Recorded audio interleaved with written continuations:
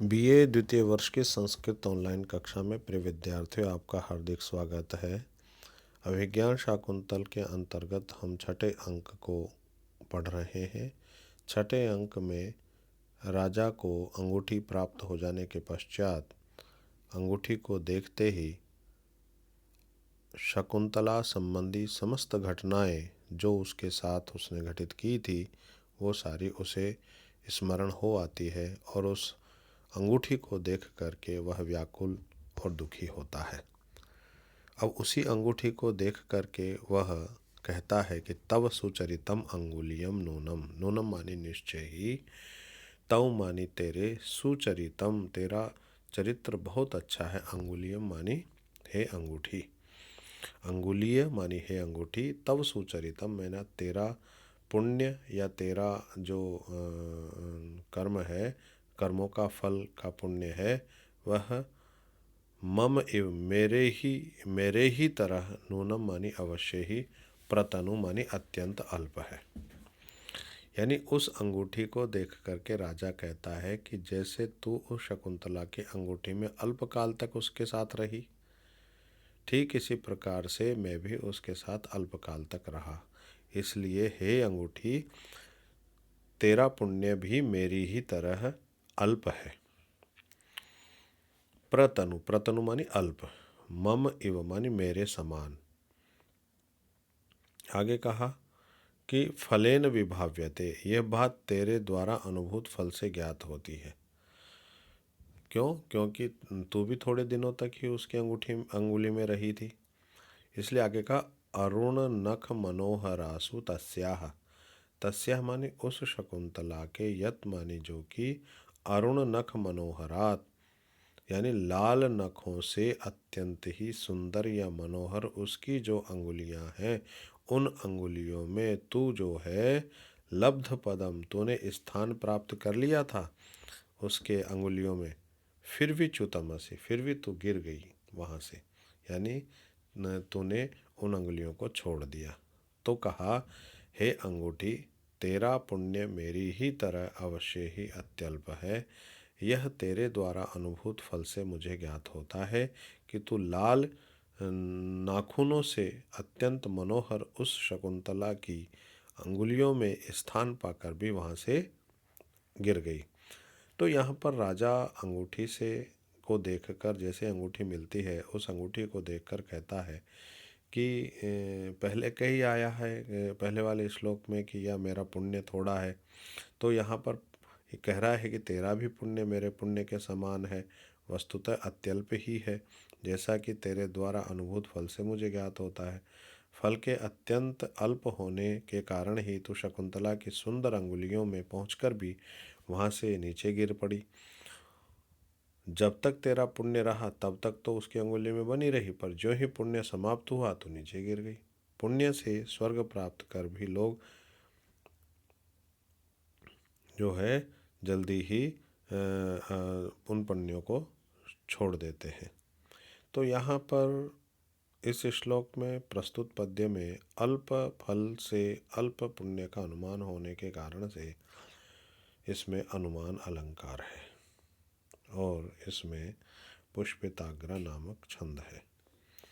तो प्रिय विद्यार्थियों, यह पहला श्लोक है आज का।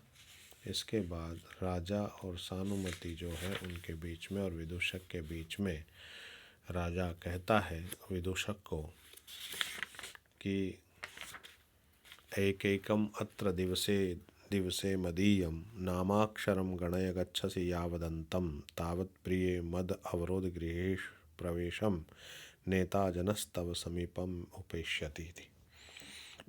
यहाँ पर राजा अपने मित्र विदूषक को कहता है कि मैंने शकुंतला को ये अंगूठी देते हुए कहा था कि इन मेरे अंगूठी में नाम जो दिए गए उनके एक एक अक्षर को जब तक तुम गिनोगी तब तक मेरे राज दरबार से कोई व्यक्ति तुम्हें लेने के लिए पहुंच जाएगा।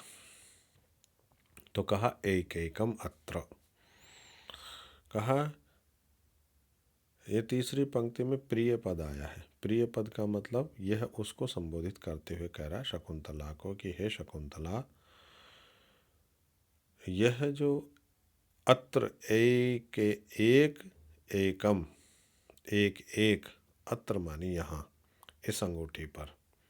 यहाँ अत्र का अर्थ हुआ ये जो अंगूठी है उस अंगूठी पर लिखे हुए जो अक्षर हैं उस अंगूठी पर दिवसे दिवसे, दिवसे दिवसे का ना प्रत्येक दिन, एक एकम मानी एक एक, मदीयम नामाक्षर, मदीयम मानी मेरे, नाम अक्षरम, नाम के जो अक्षर हैं उनको गणय गिनना, गिनते रहना। गिनोगी तो जब तक तुम गिनते गिनते अंत को प्राप्त हो, यावद अंतम गच्छसि, जब तक तुम उन अक्षरों की समाप्ति तक पहुंचोगी या अंतिम अक्षर तक पहुंचोगी, तावत, तब तक मद अवरोध गृहेशु, अवरोध गृह कहते हैं रनिवास, अंतःपुर, मेरे अंतःपुर से तुम्हें लेने के लिए अंतःपुर में, मद अवरोध गृह प्रवेशम, मेरे अंतःपुर में प्रवेश के लिए ले जाने वाला नेता जनः,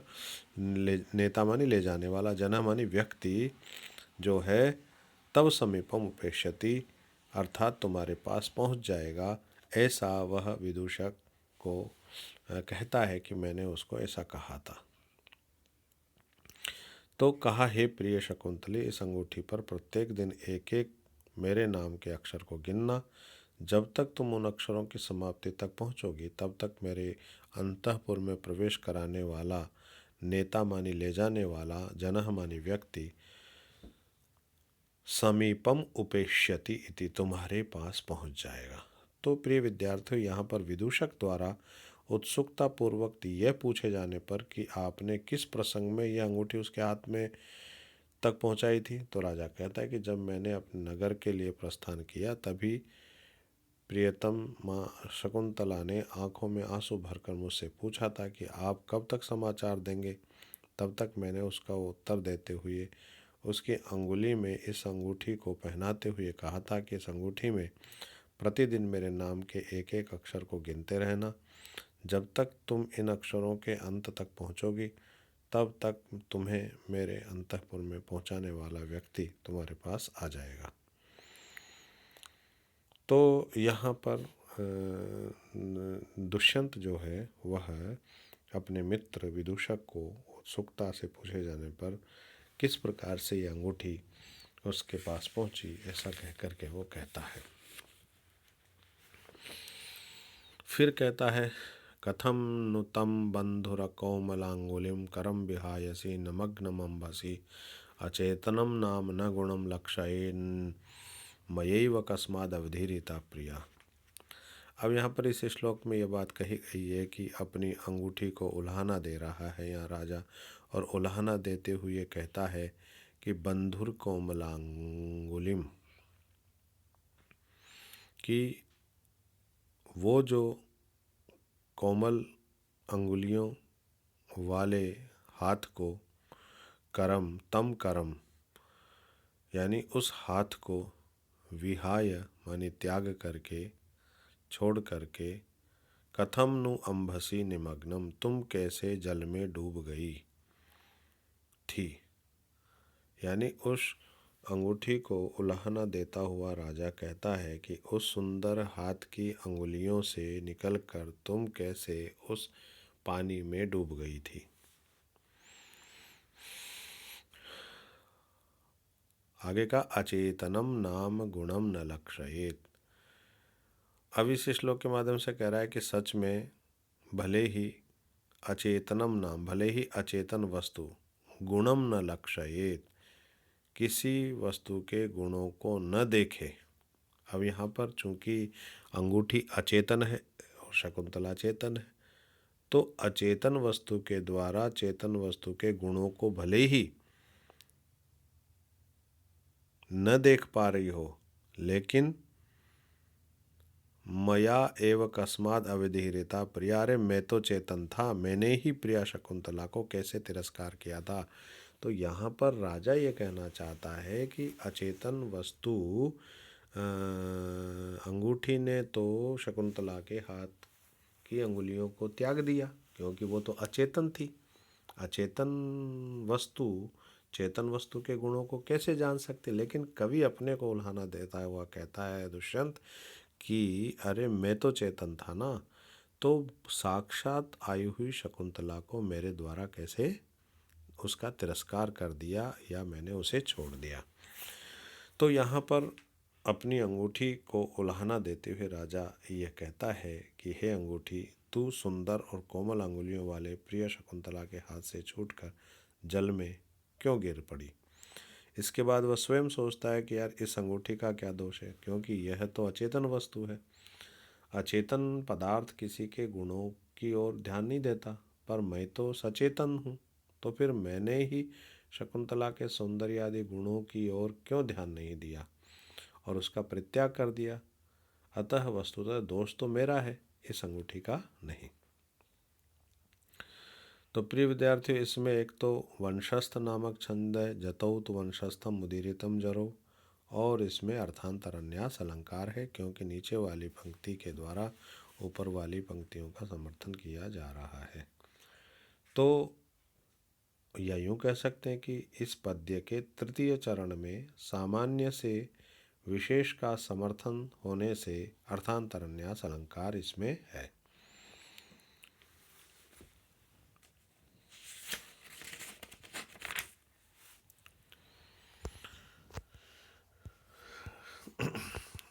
आगे जो इस श्लोक में जो आ रहा है वह है 12वां श्लोक। ये हो गया 12वां श्लोक। प्रिय विद्यार्थियों, ये आप लोग आगे बढ़ कर के इसको देख लेना। अब यहाँ पर राजा यहाँ पर अंगुलीय का 13वें श्लोक को हमने अध्ययन करा दिया है। आप लोग इसको अच्छी प्रकार से देख लीजिएगा। और ये 14वां श्लोक है, उसमें कहा गया है कि यद्यत साधु न चित्रे स्यात् क्रियते तद अन्यथा। अब वह जो राजा है वह विदूषक के साथ बैठा हुआ है और वह उस शकुंतला का चित्र जो है बनाना चाहता है। तो उस चित्र फलक लाते हैं और उस चित्र फलक पर उसका बनाते हुए राजा कहता है कि यद्यत साधु न चित्रे स्यात् क्रियते तद अन्यथा। राजा कहता है कि चित्र में जो जो सुंदर नहीं होते हैं उन्हें सुंदर बना दिया जाता है। और तथापि तस्य लावण्यम रेख्या किंचित अन्वितम, तथापि शकुंतला का तो सौंदर्य चित्र निर्माण तूलिका की रेखाओं से इस चित्र में कुछ ही जुड़ पाया है। अर्थात चित्र निर्माण की साधारण पद्धति तो यह होती है कि चित्रकार चित्र बनाते समय यदि किसी अंग विशेष का सुंदर विशेष को असुंदर देखता है तो उसे और सुंदर बना देता है। इस प्रकार से यहाँ पर शकुंतला का चित्र वहाँ पर बनाया जा रहा है। अब वह कहता है कि निपुणो भवान अस्त्यत्र भाव चिन्हम। अरे आप तो चित्र बनाने में बहुत चतुर हैं, मेरे चित्र में मेरे भावों का भी चिन्ह है। कहा रेखा प्रांतेषु स्विन्नंगुली विनिवेशः, रेखा प्रांतेषु दृश्यते मलिनः अश्रु च कपोलपतितं दृश्यमिदं वर्णिकोच्छ्वासात्। कह रहा है राजा कि रेखा प्रांतेषु यानी चित्र की जो रेखाएं हैं उन रेखाओं के किनारों पर मलिनः मलिन,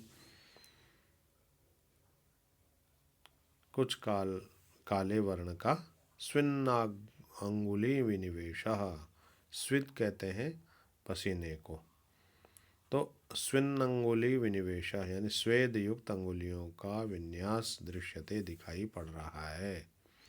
और इदम च कपोल पतितम अश्रु, और ये कपोल पर गिरा हुआ, गाल पर गिरा हुआ आंसू वर्णिकोच्छ्वासात् और रंग के फैल जाने से दृश्यम दृष्टिगत हो रहा है।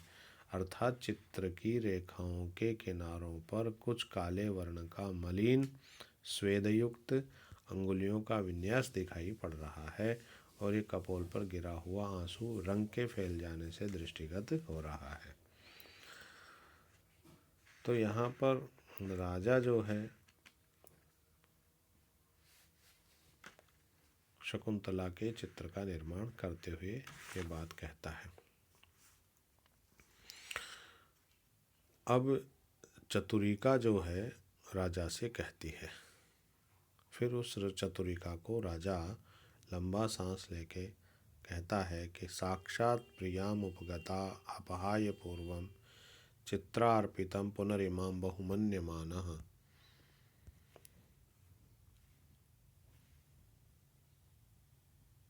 स्रोतो वहां पथि निकाम जलाम अतीत्य जाता सखे प्रणयवान मृग तृष्णिकायाम।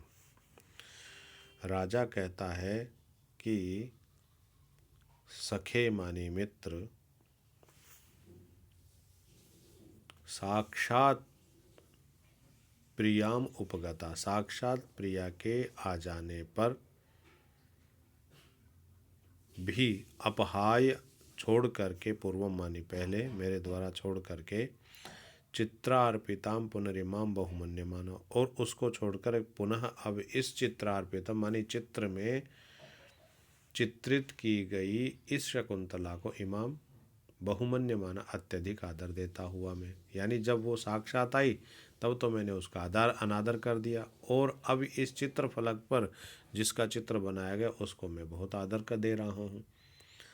तो वो कहता है कि पथि निकाम जलाम, वैसे ही मैंने कार्य किया है जैसे मार्ग में निकाम जलाम मानी पूर्ण रूप से भरा हुआ स्रोतोवहम नदी को अतिथ्य त्याग करके, छोड़ करके, मृग तृष्णिकायाम यानी मरुमरीचिका में या जहाँ जल नहीं है ऐसे स्थान को जाता प्रणयवान जाता, मैं प्रेम करने वाला हो गया हूँ। अर्थात भरपूर जल से भरी हुई नदी को छोड़ करके मैं सूखे स्थान पर प्रेम करने लग गया हूँ।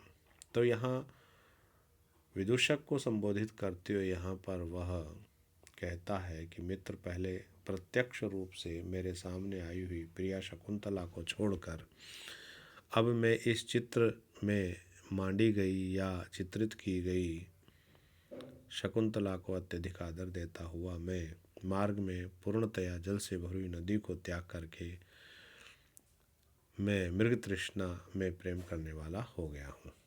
तो चित्रफलक पर शकुंतला के चित्र को बड़े प्रेम पूर्वक देखता हुआ राजा विदूषक से कहता है कि मित्र, जब मेरी प्रिया शकुंतला पहले मेरे पास प्रत्यक्ष रूप में आई थी तब तो मैंने उसका तिरस्कार कर दिया, किंतु जब इस चित्र पट्ट पर लिखित या उकेरी गई उसी शकुंतला को मैं बहुत बड़ा आदर दे रहा हूँ।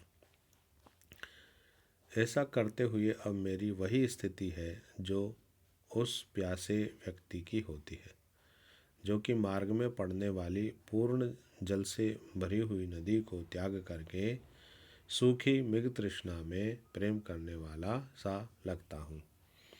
अर्थात जल से पूर्ण नदी को छोड़ करके मृग तृष्णा से अपनी प्यास बुझाना चाहता हूँ। अर्थात साक्षात आई हुई शकुंतला को छोड़ करके मैं अब इस चित्रफलक से प्रेम करने लग गया हूँ। चित्रगत शकुंतला को अत्यादर की दृष्टि से देखना मृग तृष्णा से प्यास बुझाने के समान है, अतः यह उपहासास्पद है। तो प्रिय विद्यार्थियों, इसमें वसंत तिलका नामक छंद है और इसमें काव्यलिंग अलंकार भी है। अब कल हम ये एक बहुत ही महत्वपूर्ण और इम्पोर्टेंट श्लोक पढ़ाएंगे। बहुत बहुत धन्यवाद। आज इतना ही।